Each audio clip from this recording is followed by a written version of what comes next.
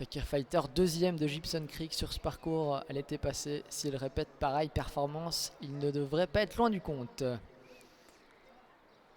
Voilà, le départ qui ne va plus tarder. On a vu que Fabregas est un petit peu tendu, hein, certainement pressé dans des coudes.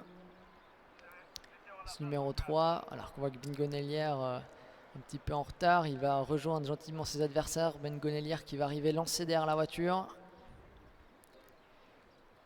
Et les voilà qui vont donc partir pour 2000 mètres avec un très bon départ hein, pour Cora du Châtelet qui sprint à la corde. Bon départ également du favori Fabregas.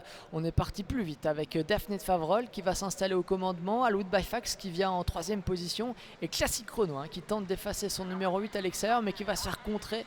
Classic Chrono qui se retrouve du coup en quatrième épaisseur. Daphné de Favrol qui a pris la tête. Aloud Byfax à son extérieur qui emmène le favori, le numéro 3, Fabregas, qui a été un petit peu regardant hein, sur le passage de route, mais qui est resté bien au trot. Et c'est Avatar des Prés, pardon, qui se rapproche maintenant en troisième épaisseur. Avatar des Prés qui va relayer l'animatrice Daphné de Favrol avec Classic Chrono, hein, toujours coincé, piégé en épaisseur depuis le départ et qui ramène dans son sillage le débutant en Suisse, Balzan Fort Clara. Début de la ligne opposée avec Avatar des Prés, spécialiste de l'herbe, qui mène devant Daphné de Favrol. Aloud Byfax qui se trouve né au vent à son extérieur, qui emmène pour l'instant sur un fauteuil le favori Fabregas.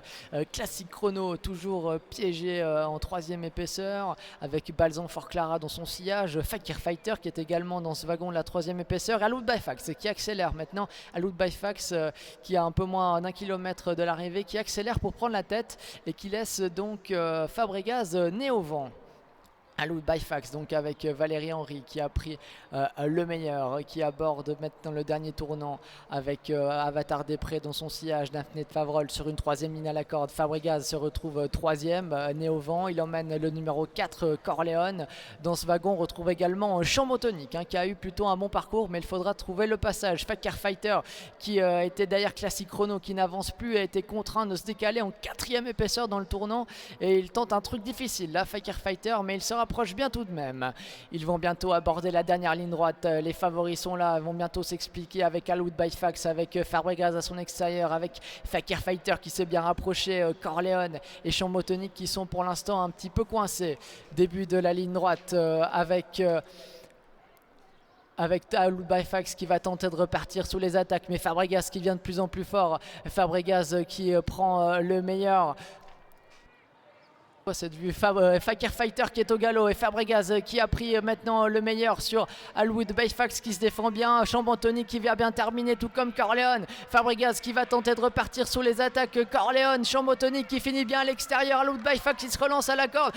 Fabregas qui va s'imposer dans cette épreuve. La deuxième place certainement conservée par Aloud Byfax devant Corleone et Chambotonic.